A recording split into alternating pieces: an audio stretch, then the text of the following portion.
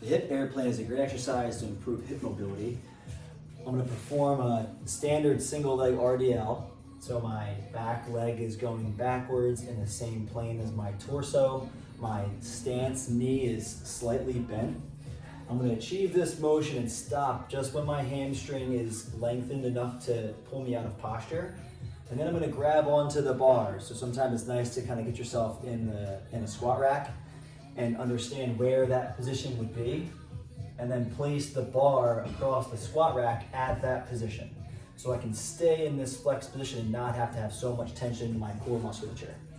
So from here, I'm gonna again achieve that same RDL, position my hands to stabilize my trunk, and now from here I'm gonna rotate and drop my pelvis into that hip, creating this closed chain internal rotation of my stance hip, keeping that back leg still extended behind me.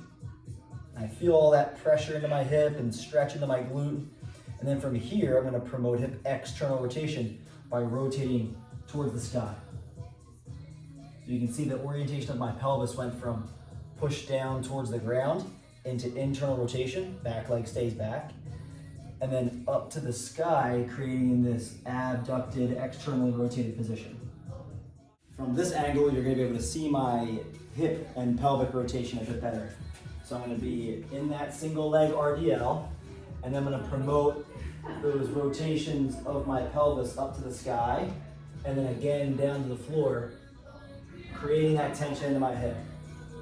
One of the key components to create that hip external rotation from the internal position is that one, I'm gonna make sure that I'm driving my knee outward over my toes the whole time, and then I'm gonna push through the floor into my foot to promote that rotation so that the movement is coming from this leg, creating the motion, as opposed to the muscles above the joint creating movement from above. So I wanna feel all the control and owning all that rotational mobility in my hip as I do that through good planes.